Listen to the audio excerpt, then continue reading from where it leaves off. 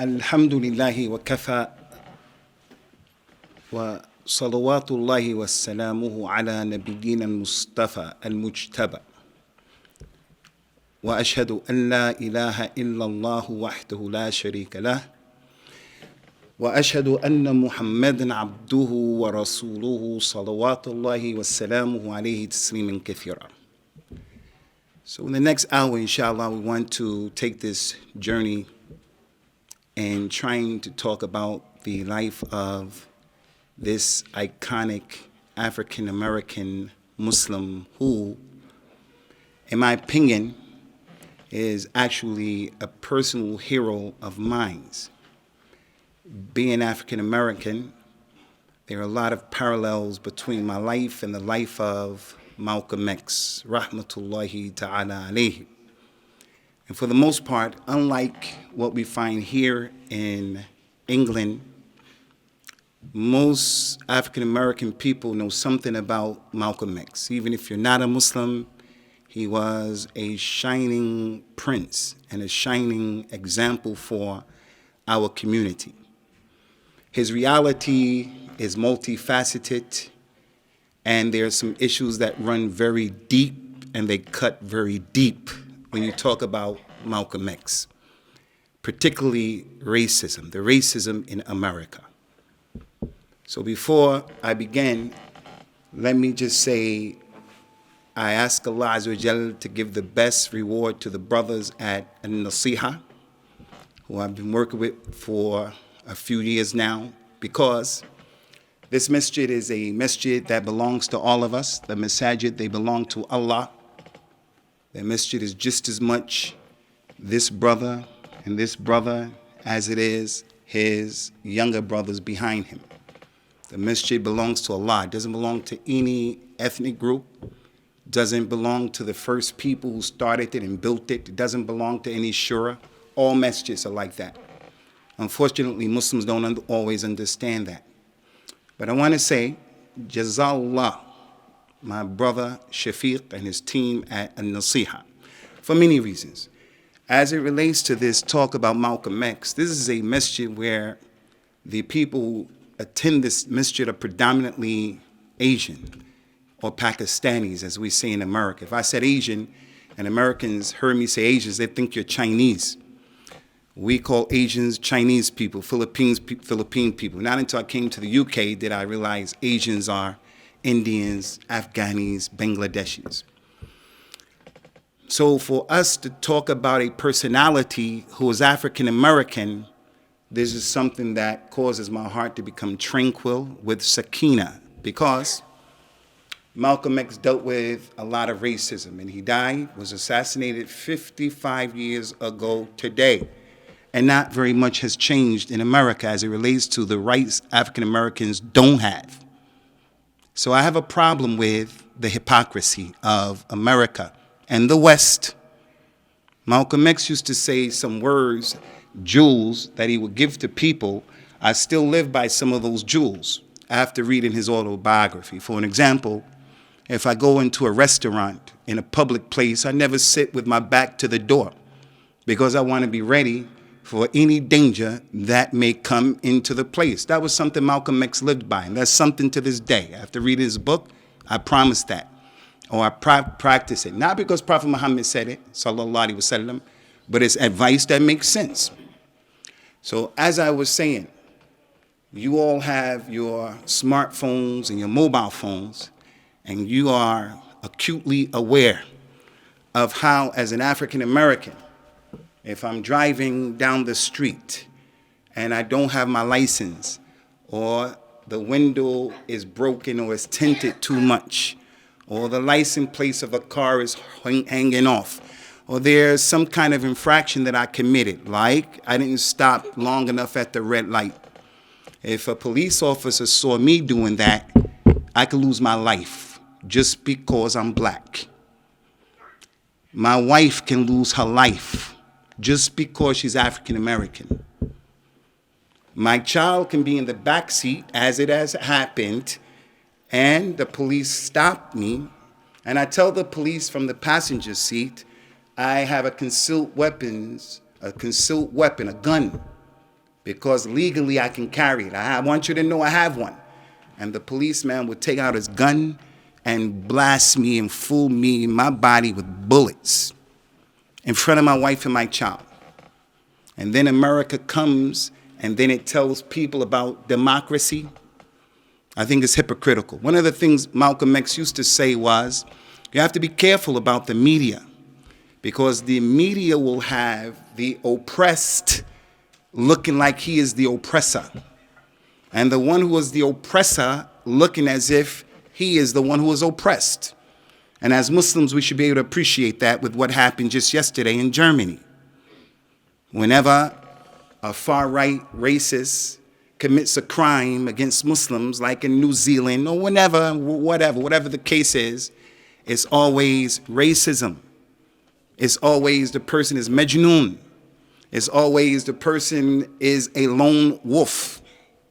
But when a Muslim commits such a crime, and I don't condone or endorse that madness of being extreme, and we don't want you young brothers to be like that. You hurt our religion. You put our religion back when you do that. And this is why we are opposed to these extreme groups. When a Muslim does that, they will identify him as being a Pakistani Muslim doing Islamic terrorism. So your ethnic group gets condemned by the media. Your religion comes under attack by the media. And this is a problem. So although Malcolm X was assassinated 55 years ago, not very much has changed in America, wallahi. Not very much.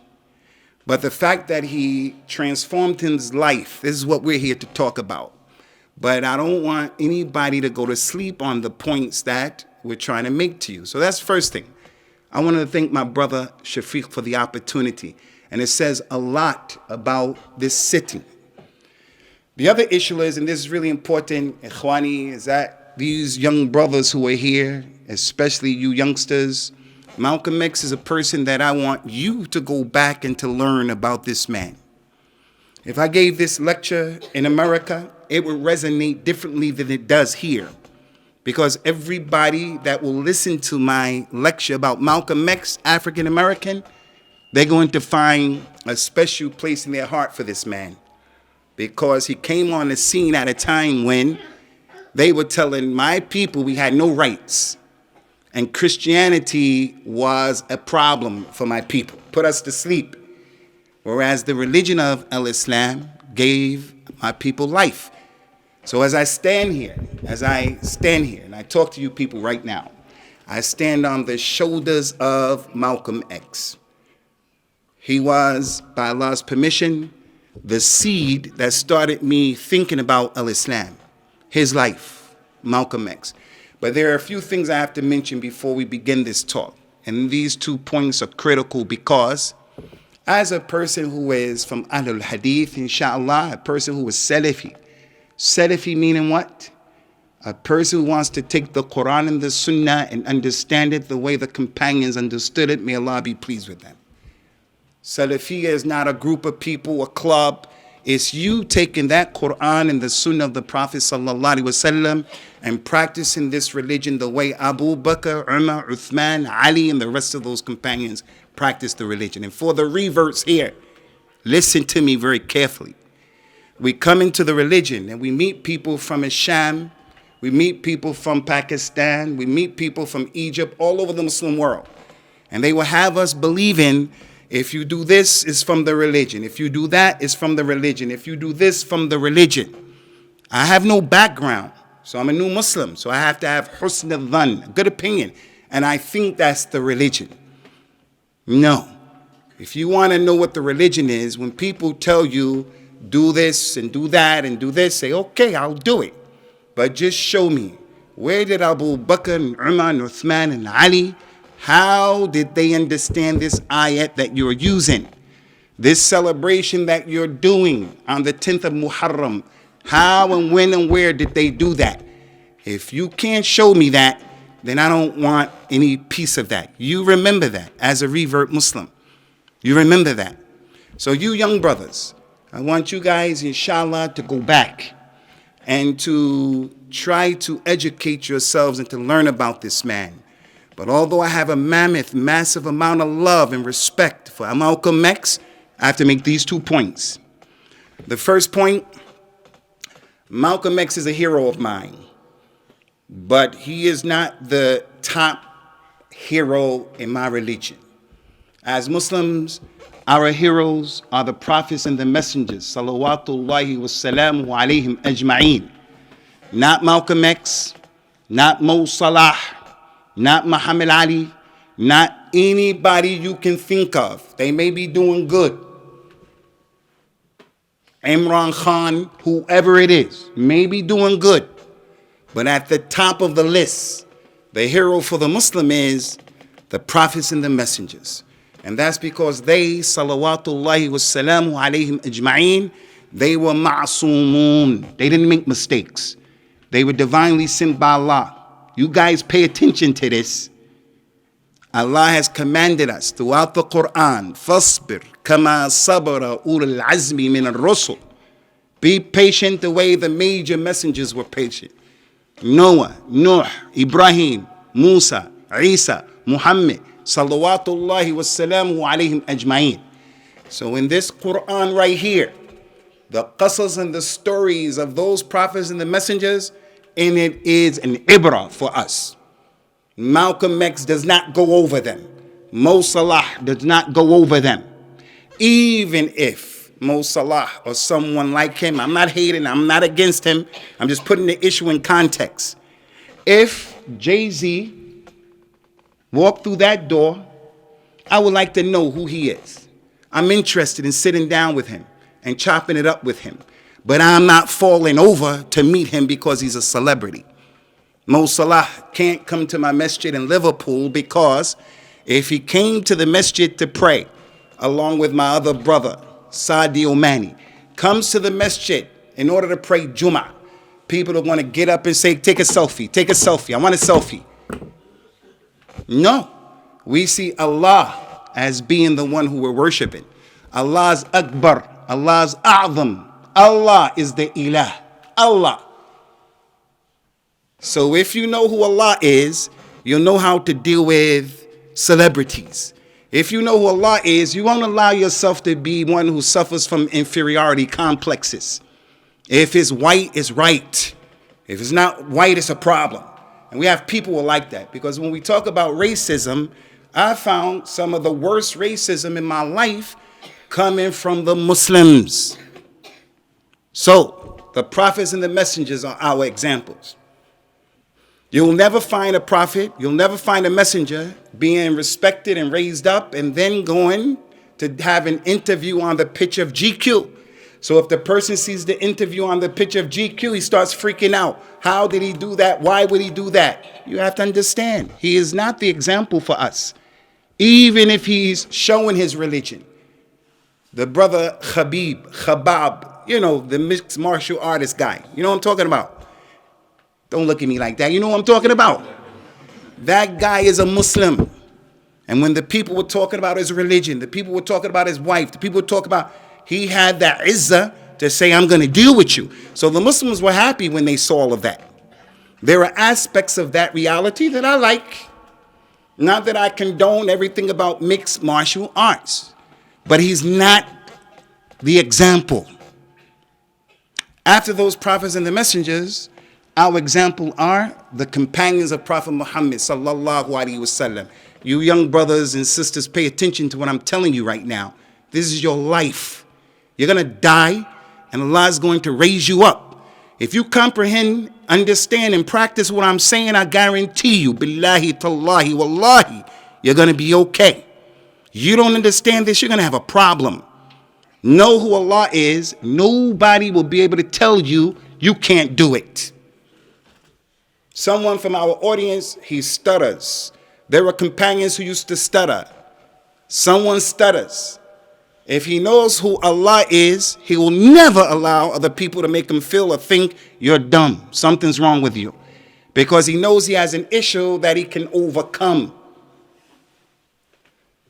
The companions of the Prophet sallallahu alaihi wasallam, as Allah Ta'ala mentioned in the Quran, والسابقون الأولون من المهاجرين والأنصار والذين اتبعوهم بإحسان رضي الله عنهم ورضوا عنه.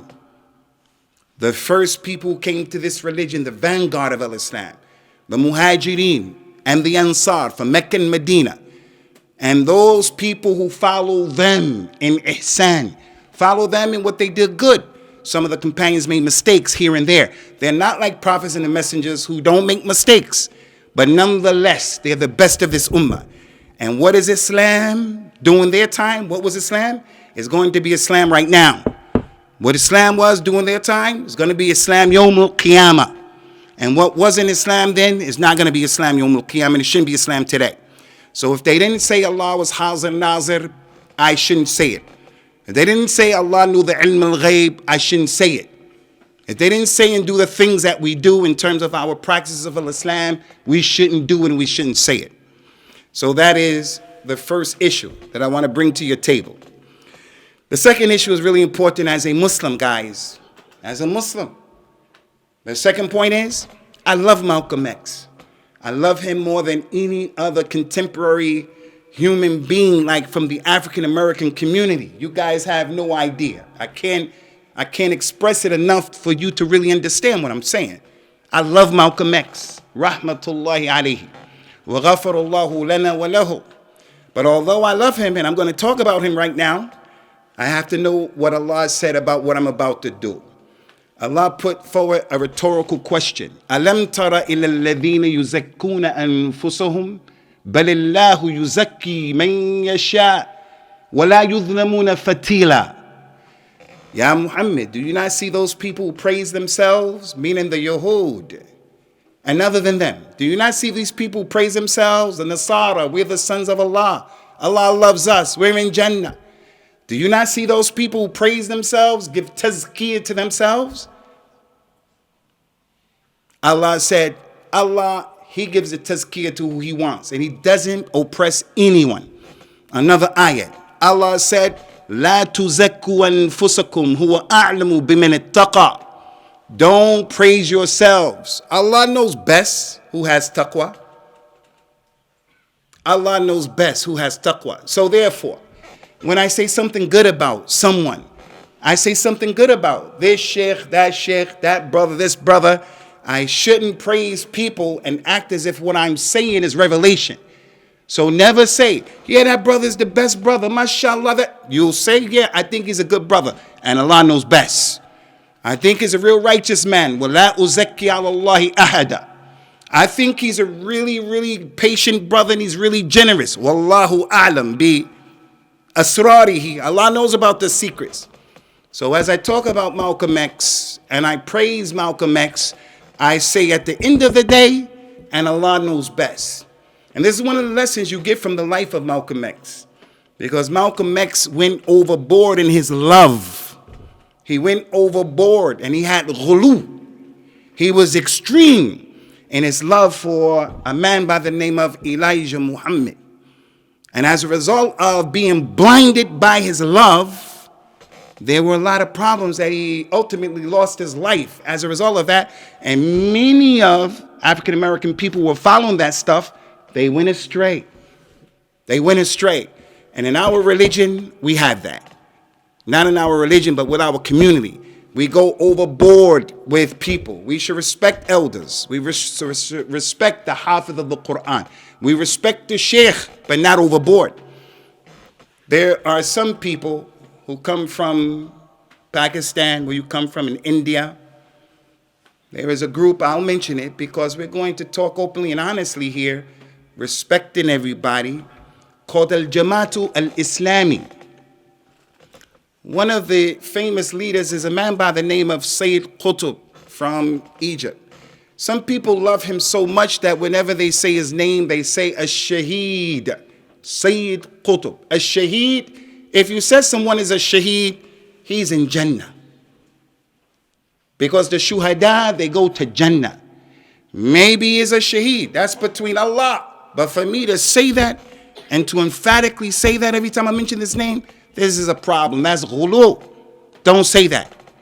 I want to ask you, and we're going to move on now. Al-Imam al-Bukhari, Is he in the paradise? Put your hand up if you believe he's in paradise. Put your hand up. Al-Imam al-Bukhari, is he not in paradise? Put your hand up if you think he's not in paradise. Al-Imam al-Bukhari, we don't know if he's in paradise. If you don't know, put your hand up. Al-Imam al-Bukhari, we don't know if he's in paradise. Inshallah, narju lahu dhalika. We believe that, we hope that. But to say, wallahi, he's in paradise, kalla wallahi. You don't know that. And that's the aqeedah of Ahlul Hadith, the people of Al-Hadith. We don't put people in paradise unless there is an ayat, a dalil. And we don't put people in the hellfire unless there's an ayat, there's a dalil. Malcolm X, I never read an ayat of the Quran where Allah said him as his name is in paradise or in the hellfire. But we hope and we believe. After that, Ikhwani, let me say, and this is really important as well because I see myself in a lot of you young brothers, because here in this country, unfortunately, in our community, there are a lot of social issues going on where as Muslims, we're falling short of the mark. There's a lot of antisocial behavior that's going on. I just read yesterday an article that came up on my internet after I closed my Hotmail account out, talking about some people here in Huddersfield who have been sentenced to prison, long prison terms, because of some criminality that they were involved in with some non-Muslim girls here in this city. And that's pretty common in Rochdale and other places like that. They'll mention your ethnic group and they'll mention your religion. And we have a lot of stuff going on in that, like that in these kinds of areas. Bradford, Skipton, and Huddersfield, and other places where our shabab are not being a good example of what Islam is saying to us. So when I was growing up, I didn't take advantage of the opportunities that were there as far as education was concerned. So I can't talk about Malcolm X without sharing some of my experience.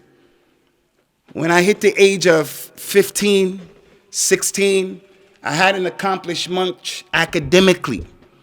I had an accomplishment. I wasted a lot of time. And I had the ability to intellectually do the work.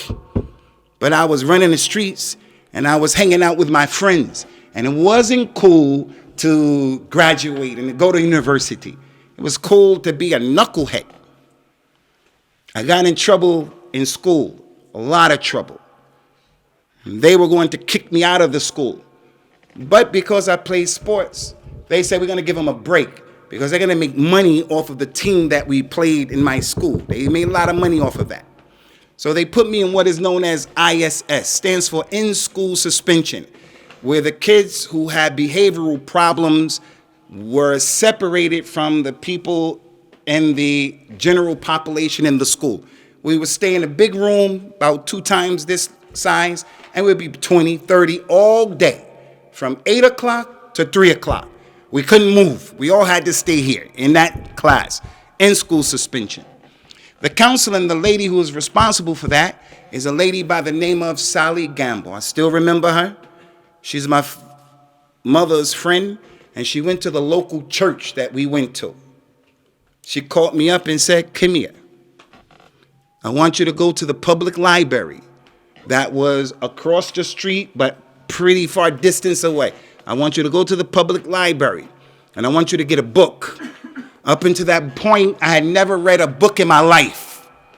16 years old, and I never read a book in my life. Some Muslims never read the Quran in their life, 16 years old. I wasn't a Muslim, but you should be exposed to literature. It's our language. You have to matriculate academically. 16 years old, 15, never read a book. She said, I want you to go and get the book, the autobiography of Malcolm X. I never heard of Malcolm X. I said, okay. She said, now listen. If you go out and get in trouble, I can lose my job. So be serious. I said, okay. I'm not going to smoke no weed. I'm not going to do anything. I'm just going to go to the library. I'm going to come back because Mrs. Gamble trusted me. I went, made it to the library, asked them, where are the books, autobiography, Malcolm X? They told me, go to the autobiography section. I went, I found it. Came back. I said, I want to have this book. Check it out. I want to check the book out. I want to have the book. They said, okay, do you have a library card? I said, no. She said, well, take these papers home, have your parents fill it out, bring it back, you get a library card, and we'll explain how you can take books out. I said, okay. I went back upstairs, took the book, opened the window, and threw it out of the window.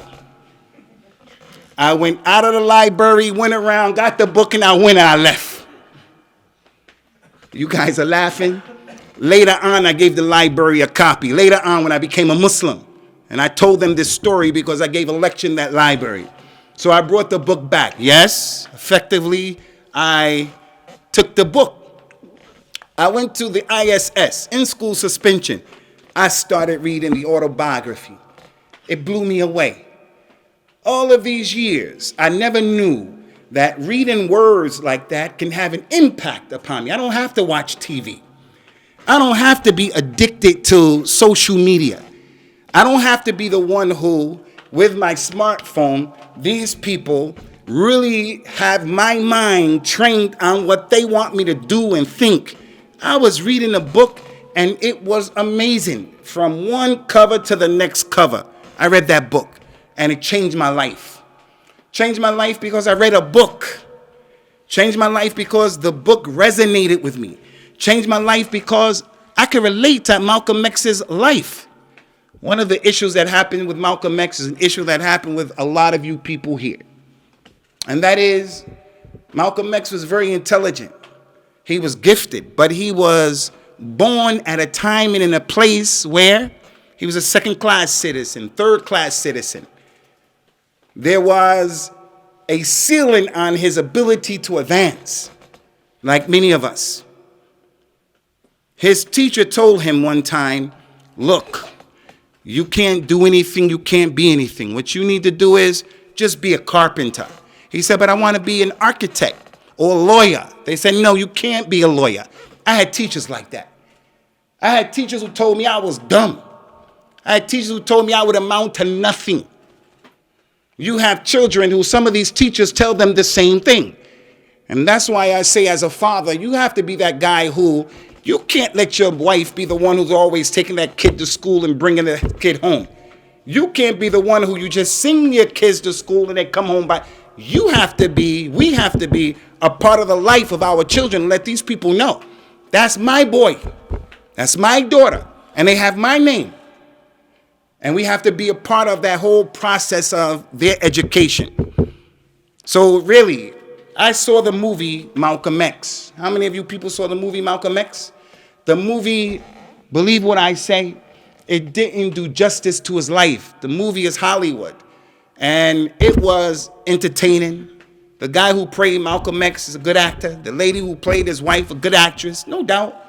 The storyline was true in many ways. They glorify street life and things like that. It's nothing like the book. Nothing like the book. Because it's more meticulous and it's more detailed. So I saw that movie. But it didn't do justice to the man's life. Not at all. Malcolm X, rahmatullahi ta'ala alayhi, ikhwani, as I mentioned. In America, it was hard because of slavery. To this very day, African American people, black people in America, to this very day, we still suffer from the impact and the effects of our forefathers being put in chains and then brought from Africa all the way to America, where many of us were Muslims. One of the brothers was mentioning about a masjid, a Gambian masjid. Many of us could have come from Gambia, those Western African countries, and our religion was Islam. So when they were in the boat and they made it across the Atlantic Ocean, many of them died. They would just throw them over to the sharks. The people who were on the boat, driving the boat, will do with our women what they wanted to do. And you have to be months tied up like sardines with people. And then when they arrive, you're my brother, this is our cousin, this is our uncle. They send him way over here, send him way over here, send you over there. We are still suffering from that. And that's why the stars and the people you look up as it relates to African Americans, they're usually athletes. They're usually actors and singers. They're usually hip hop people. I even hear Asian people here calling other people nigger. Yo, what's up, my nigga? Because hip hop has made that okay.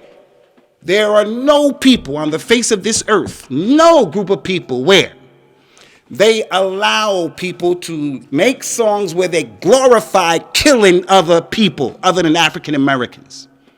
Hip hop is a multi-billion-dollar industry in which the people who do that hip hop, I'll kill you. And your woman is not anything. And your woman is a bee. They don't do that to Pakistani people. They definitely don't do that to white people. They don't do that to Mexicans. It's just African American people. And that's a result of slavery. But do I rely on that clutch and that's my excuse, the white man, the white man? No.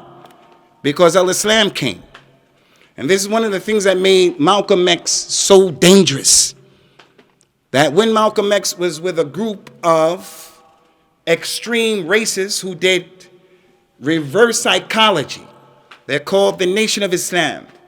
They used to say and claim that they were Muslims. They came into the African American community and they started to wear nice clothes. They started to do for themselves, open businesses for themselves. But their ideology about Al-Islam was insane. The things that they said, I'm not going to get into that. It was insane. But they effectively helped to clean up the lives of many people. Malcolm X was one of those people. He was in the streets. He was hustling. He got caught. He went to prison. In prison, he was introduced to this dawah that they said was Islam, but it wasn't. And this brings me to a really important point that I have to share with you as it relates to the life of Malcolm X. Prophet Muhammad sallallahu alaihi wasallam, he was making jihad, the jihad of Islam, not the fasad of Daesh, Boko Haram, Shabab. That's fasad. Don't be that kid who does some craziness. You go to Syria, you do some craziness on the London Bridge. People are catching you out because you are on these sites of extremists. You revert people. Beware and be careful of the cesspool known as social media. You will jam your program up. As it relates to this issue, Malcolm X, rahmatullahi ta'ala alayhi, these people, they were saying that Allah Azza wa Jal, he does this and he does that. The leader, Elijah Muhammad, they said he was the messenger of Allah. Malcolm X believed that. Listen to this. Prophet Muhammad sallallahu alaihi wasallam was making jihad. When he was making jihad, there was a man who was really doing the business and he was really handling the non-Muslims. He was a soldier, a warrior. He was really getting busy. So the war stopped. Everybody went to take a break, something that the Arabs used to do. The Arabs had etiquette. They used to do different things when they went to war. Some of the people say, Ya Rasulullah, we saw that man. He was really, really prolific. He was doing this, he was doing that. Oh, and you should have seen him. Rasulullah didn't see him, but he told the people, Innahu min ahlin nar. He's from the people of the hellfire. How did he know that? Revelation came to him. So we're going to say that man is in the hellfire, whoever he is, because there's the hadith, the prophet said that. That man is from the hellfire. The companions were shocked. But he's doing this good deed, he's doing this action, jihad, and he was killing these people. So when they re-engaged and they started fighting again, someone stabbed the man. The non-Muslim stabbed the man, and he couldn't be patient. He put a sword in the ground and he threw himself on the sword and he committed suicide. He committed suicide. When the prophet said he's from the hellfire, the companions were making sure they were looking at him, because whenever Rasulullah said something, they had no doubt. That's the real believer. Rasulullah said it, he has no doubt. It's yaqeen. He doesn't say, but America doesn't say that. Ya'juj and Ma'juj. America, they didn't find where Ya'juj and Ma'juj are. There's some zombies. They're a portal in the sky. Who said that? What are you talking about? Westerners don't believe in that. No. The Muslim, he says, it's established Quran, Sunnah, that's it. So when they told the Prophet, Ya Rasulullah, that man killed himself, Rasulullah said to him, and this is the point, sallallahu alaihi wasallam, Inna Allah layansur hadha deen bi rajulin fajir. It is possible that Allah can help and will help this deen with an evil man. A man who is not religious. A man who is not, he may be a Muslim, but he's not religious. He may be a non-Muslim as well. Elijah Muhammad, the one who called Malcolm X and helped to clean him up. He helped to clean him up with kufr. It wasn't Islam, it was kufr. Elijah Muhammad said he was Rasulullah to the black man. Elijah Muhammad said that Allah has a mother, and Allah's mother's name is Baby G. He said that there was a mad scientist, his name was Yaqub. You know Yaqub of Bani Israel. There was a mad scientist, his name was Yaqub. He went inside of the Caucasus Mountains and he manufactured white people, so the white man is the devil. And Malcolm X would come on TV, the BBC, he would give lectures in Cambridge, Oxford, Yale, Princeton, and he will look straight into people's eyes and say, you are the devil. And the black man is the man who's the best. And he wasn't afraid because he believed in that. So I want to let the people know, especially for my own people who may hear this, we still call Elijah Muhammad, as they used to say, the Honorable Elijah Muhammad. We shouldn't call him the Honorable. And I respect everything you've gone through. But the Prophet says, sallallahu alaihi wasallam, anyone who calls a munafiq is the hypocrite. Inna al-munafiqina fi ad-dark al-asfali min an-nar. They're going to get the worst punishment. The munafiq, who is he? The hypocrite is the one who's out in our community. He acts as if he's a Muslim, but he's against us. Rasulullah had him at his time, sallallahu alaihi wasallam, they're here now. That doesn't mean you should walk around saying, is he munafiq, but you have to know that they're here. He said, if you say to a munafiq, Ya Sayyid, you have helped to destroy this religion. So when we see the righteous reverend, we don't call him the righteous reverend. We just say, hey, Rev. Hey, Reverend. The Lord Mayor. We don't say Lord Mayor. We say, hey, Mayor. Because Al-Islam governs all of our lives. That's not to say you disrespect people. That's the commissioner. That's the mayor. That's the boss. That's the police. We have to respect all of the people, put them in their right place. But when the terminology goes against the religion, we have to back up. We have to back up. Malcolm X was with those people. He single-handedly built the nation of Al-Islam. He was the main mouthpiece for the nation. There was no one who was similar to him in the way he was giving the message. Their religion, their way of life, it permeated and it spread throughout the inner city in America. And that was the genesis, how many African Americans became real Muslims. They were kuffar and they came into this, and there's kufr. But when the leader died and when other people died, Malcolm X was assassinated, his son, Elijah Muhammad, took over and he left that stuff and said, this is real Islam. And then African Americans started coming to real Islam. So now when I perform Hajj with a group of brothers in Birmingham, by Allah's permission, I'm given the opportunity to perform Hajj. Any time I go to perform Hajj, I take a few moments out to pay homage and respect to Malcolm X. Because as I said, I'm sitting here in this chair right now, calling to the Sunnah, calling to Tawheed, calling to al-i'tisam, al-ittiba', warning against shirk, warning against kufr and innovation. Malcolm X didn't do that because he didn't know. But as I do what I'm doing, I'm standing on that man's shoulders. And I acknowledge that and I recognize that. And one of the things about our religion, I want to say this to some of you young brothers, is we have to appreciate those people who went before us, even if they may not have been the most knowledgeable people, like people who came from Mirpur. Our elders came from Mirpur and they came to this area. When they came from Mirpur, it was our elders who started these masajid. They came, they started these masajid. They may be Deobandi, they may be Brawi, they may be whatever they are. They don't know much about the Sunnah. And you know about the sunnah. You were clear about, hey, we don't make taqleed al-a'ma when the imam made a mistake. The sunnah, tawheed, you're like that. That doesn't give you a ticket, and that doesn't give you a right to be nasty and disrespectful to the elders of the community. That is not our religion. And when we act like that, we're doing something that these extreme people do. ISIS. They shoot themselves in the foot and make people hate Islam. And they think that Islam is terrorism. So when you misbehave like that and you're rough and tough and you don't acknowledge what the elders did, which is from the religion, you make them say, these people have no respect. So I would like to take this time out to say to you young brothers, especially the ones who have been enlightened and guided to the sunnah, relax, relax. Respect the elders and give dawah in a good way. That doesn't mean that you placate and you hide the truth and you don't give advice. But just give dawah in a good way. In a good way. Because I found that some of my brothers, African-American brothers and sisters who came to the sunnah, when they deal with these people, they're rough and tough and they're nasty.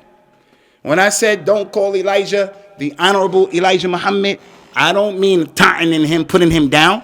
I say because it's against the religion. Not just, I hate that man. No.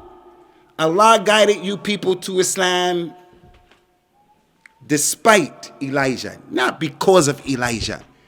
You were guided to Islam despite Elijah Muhammad, not because of him, because he never called to the religion of al-Islam. He never called to the religion of al-Islam. Malcolm X, rahmatullahi ta'ala alayhi, very important about his history, his legacy, Ikhwani, is, without getting into the details and the dynamics of what happened, he split and he had a problem with Elijah Muhammad because Elijah Muhammad became threatened by Malcolm X's ability to articulate and to galvanize the people. Some of the leaders of his group that were with him also became jealous. And listen to me, unfortunately, this is the reality. One of the great scholars of Islam, his name is Al-Imam Sufyan al-Thawri. Sufyan ibn Sa'id ibn Masruq al-Thawri. He was Amir al-Mu'mineen in Hadith. Ahlul Hadith should know this man. You know, when I first came and I moved to Keithley and I met the people from Ahlul Hadith from Pakistan, a lot of times they were just saying Ahlul Hadith, but they didn't really know about the legacy of Ahlul Hadith. Ahlul Hadith should not be a club, a group. Ahlul Hadith is a mindset that whatever hadith comes to you, you're going to take it. That's Ahlul Hadith. Al-Imam Abu Hanifa rahmatullahi ta'ala alayhi said, إذا صح الحديث فهو مذهبي. If the hadith is authentic, it's my madhab. That's Ahlul Hadith. That's Ahlul Hadith. So if the hadith came and said, don't force your daughters to get married, Ahlul Hadith doesn't do that. Although his culture may do that. He says to his daughter, do you want to do this? She says, no. He says, okay. I know I married my cousin, my mother, and my cousin. Ahlul Hadith father and mother is going to say, no, we're going to break this thing right now. That's the hadith. So as it relates to this issue of Malcolm X, his leader got jealous of him and the people around the leader got jealous. Sufyan al-Thawri said, the jealousy and the competition, al-hasad and al-haqd, jealousy, envy, you will find it with the people of religion more than you'll find it with the people of the dunya. So the Sheikh right here is a teacher here in this city. I should be a person who I say I have to try to help him in his dawah. The Hafiz Saab is a teacher here in this community. When I come, I should have love and respect for him because I want Islam to grow. I shouldn't say, well, more people come to my class and my lecture than comes to his. He gets more people than me. You shouldn't do that. But that's what we have. That's what we have. So if you're giving dawah, do your best to be a person who makes your dawah for Allah first and foremost, and respect the people around you and cooperate with the people around you. And there's a big problem that has happened to our dawah recently, where we're divided amongst ourselves over personal issues. Malcolm X left that stuff. And when he left that stuff, he said, I'm going to go to Mecca. Many people don't know how Malcolm X went to Mecca. He had a sister by the name of Ella who had money, and she was an intelligent African-American woman. She was into real estate and business, and she had power in the city where Malcolm X came from in Boston. You don't hear that much about her life. I don't know why, but she was a heavyweight. She funded her brother to go to Mecca. Malcolm X went to Mecca. Malcolm X used to hate white people. He used to despise them. He really believed white people were the devil. He went to Mecca. And he started seeing people like you people, different colors and different shades of human beings. He said in his autobiography that he saw some ayat from the ayat of Allah. He had an epiphany, like at Mina. How many of you have gone to Mecca before? Put your hands up if you've been to Mina. Okay. How many of you never been to Mina, to Mecca? Put your hands up. Wow, may Allah help you guys to go to Mina, Masakin. Allah open up the way for them to go to Mina, go to Mecca. How many of you have been to Arafat? How many of you have been to Arafat? Put your hands up. Put your hands down. How many of you have not been to Arafat? No, all of you have been to Arafat. We talk about that later. Everybody here has been to Arafat. Everybody. But you didn't go to Arafat in this dunya that you're living now. Malcolm X was in Mecca. He said he started eating out of the same bowl with people who were from Yugoslavia, from Romania, from Albania. They had blue eyes and white skin, just like white people in America. And he said when we was eating out of the same bowl, that's something we don't do in America. I remember when I became a Muslim, I went to Saudi Arabia.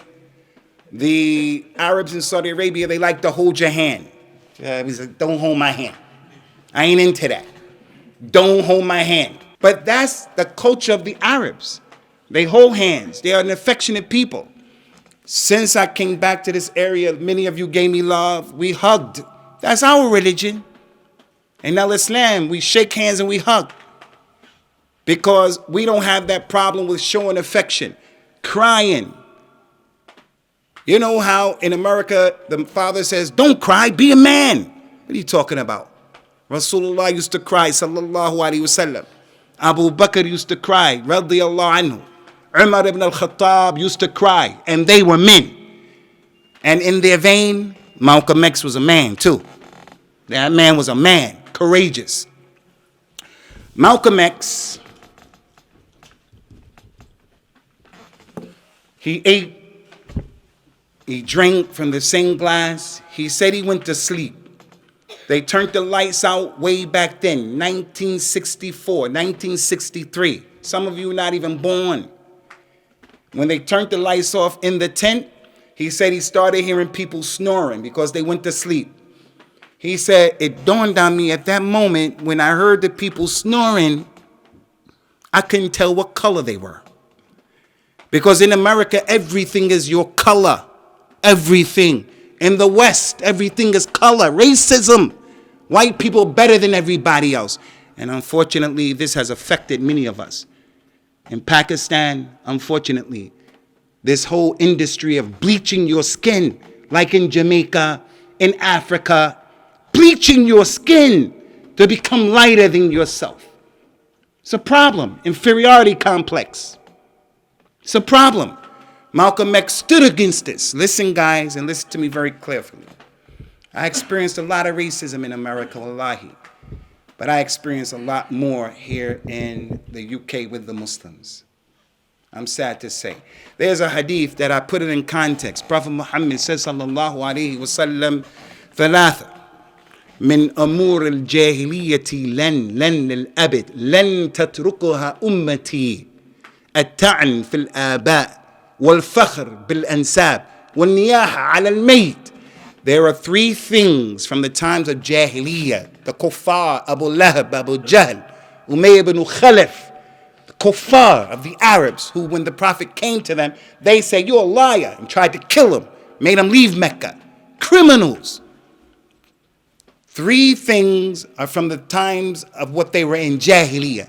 He said, they're in my ummah will never leave it.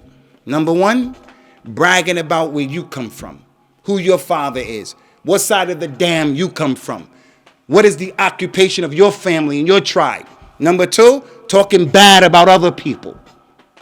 Number 3, when someone dies, women will wail and scream. If there's a dead person, we wail and scream. Alul hadith, alul hadith.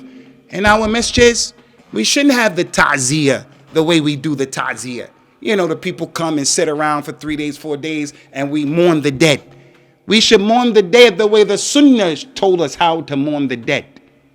Not making things difficult on the family and not doing some of this stuff that we do. But anyway, those 3 things are in our community. When I first moved to Birmingham, there was a big masjid, and I was 2 doors from that masjid. I went in the masjid, and when I sat down to take my shoes off, they were all looking at me. They didn't make me welcome. Asian brothers, I don't blame you, and I don't blame everybody from that masjid, but as an African-American revert who's sensitive to racism, I don't expect it from my brothers. When I was in that masjid, they just kept looking at me, treating me as if they were saying I'm going to steal the shoes or something. I just came to the masjid to pray, and they did not welcome me in that masjid. And that's how many of the cultural masjids are. So if I'm not Deobandi, I don't get love. If I'm not Brewi, I'm out of place. If he's not Salafi, he can't come here and feel welcome. No. The masajid are for Allah, and the Muslims are brothers. So I speak to you directly. Maybe you thought I was going to come here and we were going to have like a stroll in the park, which is pretty cool, but I want to make a point here. Kill that racism. Kill that racism. When I was in America, brand spanking new Muslim. And I'm not against the Bangladeshi culture, but I met some Bangladeshi brothers. They were some of the first Muslims that I met. Some of them were racist towards me. And you know the crazy thing? Some of them were darker than I was. Wallahi, I couldn't believe it. Shaykh Najib, Gharib. They were darker than me. But it's a mentality. I'm African American and I'm less. I'm an African and I'm less. But then when you go to the Khalij, to the Gulf states, you see how they treat you. And you don't like that. And this doesn't make any sense. I was in Liverpool, and I was walking with my wife, who was about 50 meters in front of me, and I was protesting. I was dragging my feet because she was window shopping. You young brothers know what window shopping is? It's like a disease women have. You'll learn about it soon. So I was dragging my feet, and my wife, my queen, was 50 meters ahead of me. Some white guys were drinking at a pub called the Irish Pub, and they said to my wife in her jilbab, niqab, gloves, take your ASS back to Iran where you come from. And he turned red, and his veins in his neck got big, and he was mad.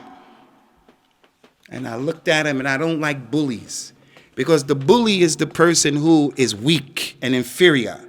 So he has issues with his own self, so he wants to superimpose his issues on other people.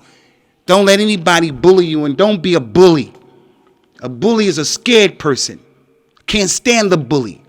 And I went towards them because I'm not a gangster, and I'm not bragging, but I'm cut from the cloth of Malcolm X, meaning where we come from and the way we grew up, this thing about racism is a problem. It's a problem. When I went and I started talking to them, they knew it was a problem, the way I'm talking. But I had to use it as a teaching moment, because I didn't want the local newspaper, the Echo, or whatever, to come. The Imam of Masjid al-Rahma cracks the head of it. I didn't want that kind of news. That doesn't work. That's not our religion.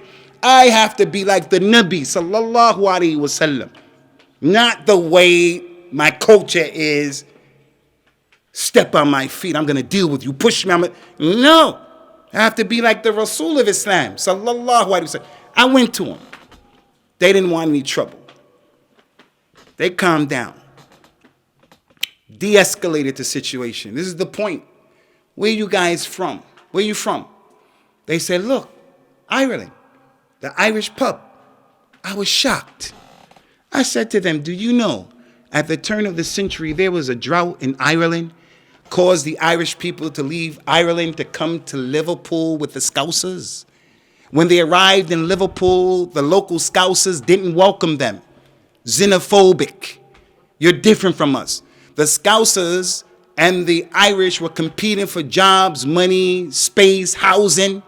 So when they came, the Scousers would write on the pub, akramakumullah, on the hotel, on the restaurant. They were right. No blacks, no Irish, no dogs allowed. Is that a good sign, young brothers? Is that a nice sign? Not a nice sign. No blacks, no Irish, no dogs allowed. That's what your grandmother and grandfather had to deal with. How do you now come and turn around and say to the Muslim woman, go back to where you come from? You yourself experienced racism, and now you're a racist? Because the guy is from Jamaica.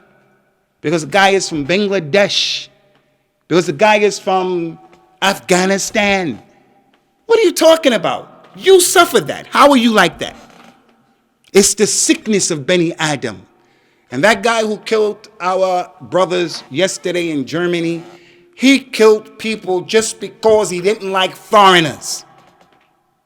An irrational fear.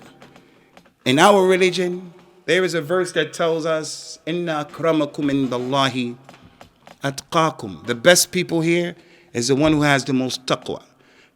The best person here is the one who memorized and learned the Quran and he taught that Quran. The best person here, the Prophet says, sallallahu alaihi wasallam, man qala umruhu wa hasan amaluhu. The one who lived a long time and had good deeds. He fasted 50 years straight, Ramadan. He made 5 Hajj, 10 Umrah. That's the best one here.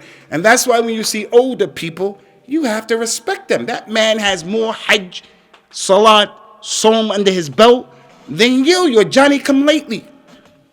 So back to the square and back to the point. There's a lot that can be said about Malcolm X. I didn't want to come here and tell you the story about his own life, his whole life. I wanted to come and take some points from his legacy and from who he was. Malcolm X, after doing Hajj, he went back to America and he said, this was kufr. I don't believe in this anymore. I'm a real Muslim. And he started to give dawah to the people, to the haqq. It was a very important lesson. There's an Arabic word called jamud, to be jamid. Jamud is something that doesn't move. It has no flexibility. Like the wall, it doesn't move. You can't be like that in your life. You learned, when you first learned how to pray, you don't do raf'i yadayn ever. Someone brings you the hadith, you have to change and get better. Something about Islam, you thought it was that way. You can't be that person who says, I won't change. This is how my mother and my father are. No. That's another thing that the people of Jahiliyyah used to do. They used to say the truth is in what their fathers did, even though their fathers were a problem. Like right now with the coronavirus. You guys do know that the coronavirus started in the city of Wuhan, and in that city, they were eating bats and they were eating snakes. You're aware of that, right? 2002, there was a disease called SARS, S-A-R-S. That came from the same problem, same issue.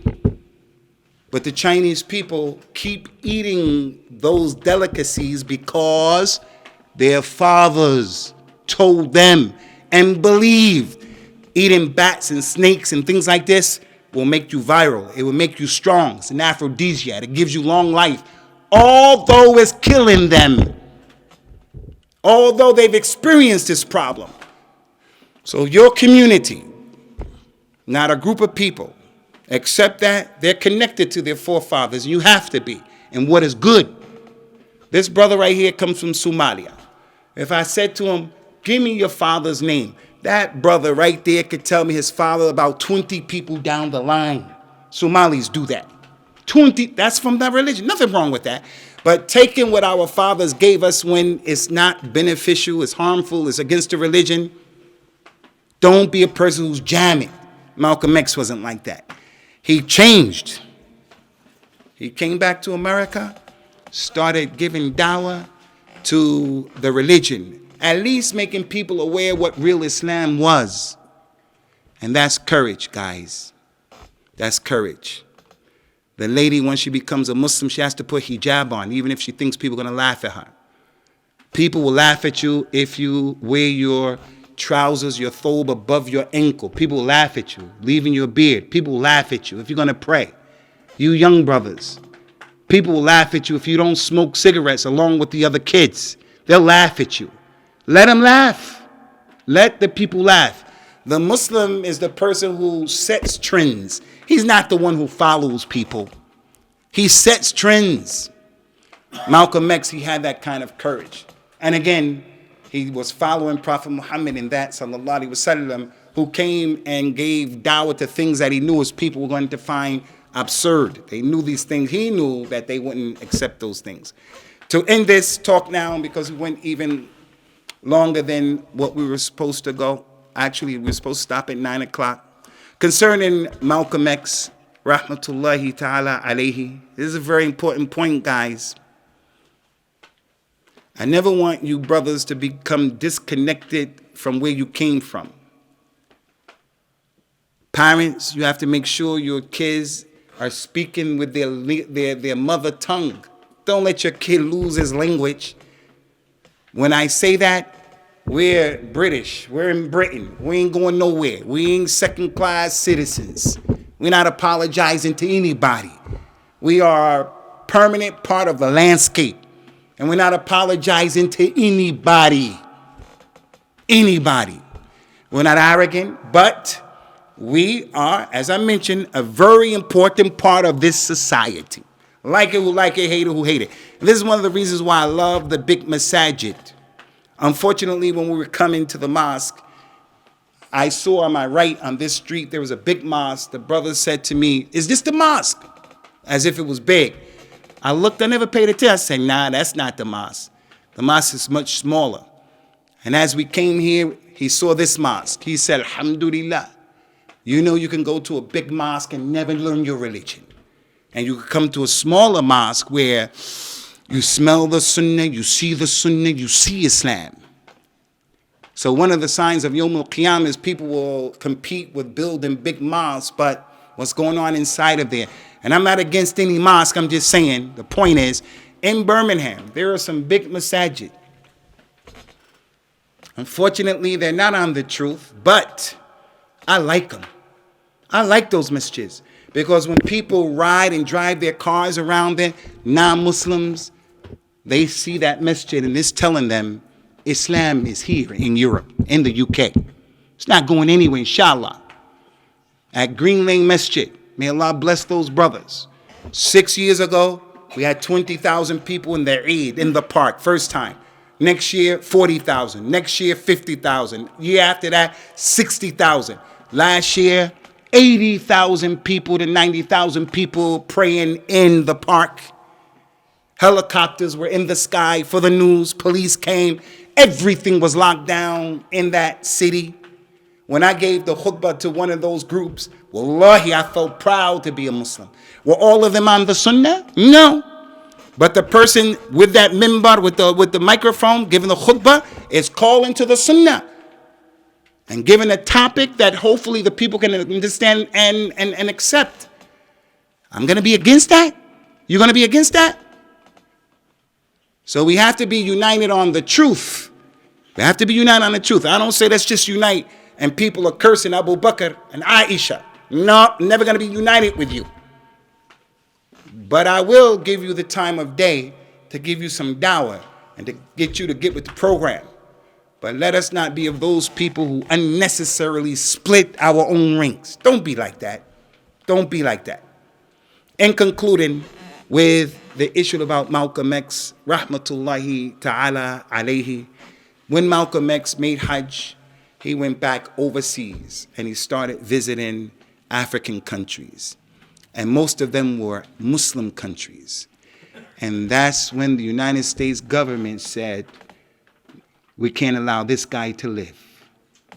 And that's because he was able to show in 1963, 4, 5, where many countries were getting their independence. Let me ask you guys, when did Pakistan get its independence? What year was that? 47. The African countries in the early, mid-60s, they were getting independence from France, from England, from Belgium. Malcolm X started meeting up with them. And he started giving his dawah a global flavor, that America is in no position to come and impose upon you democracy when she's not even practicing it with her own people in America. And it caused many of those people to wake up at that time. Unfortunately, as any African would tell you, those people who received the independence, they're not like the people ruling African countries right now. They sold out their country and their people for money, the corruption and all that. The point, when Malcolm X's dawah went global, that's when they saw fit to kill the man. And to this day, we're hurt by the assassination of Malcolm X, because for me, I don't know any African American leader who was as sincere to his cause and his dawah than Malcolm X, and Allah knows best. They wanted to airbrush Malcolm X out of the memory of people and put Martin Luther King there. How many of you people heard of Martin Luther King? How many of you never heard of Martin Luther King? Martin Luther King, he used to say like Mahatma Gandhi from India. Mahatma Gandhi. You know Gandhi, right? He won the Nobel Peace Prize. He used to say, peace, peace, turn the other cheek. If your enemy slap you in this one, give him that one. If your enemy takes your shirt, give him your pants. If your enemy comes and takes your water, give him your land. Malcolm X said, no, man. You slap me on my cheek, I'm going to deal with you. You come and take my shirt, we're going to fight you. And that's natural. That is natural. This is what human beings do. This is what men do. It's natural. So they wanted to airbrush him out, erase his legacy, and just make one of a nonviolent person who wants to march and sing songs and stuff like that.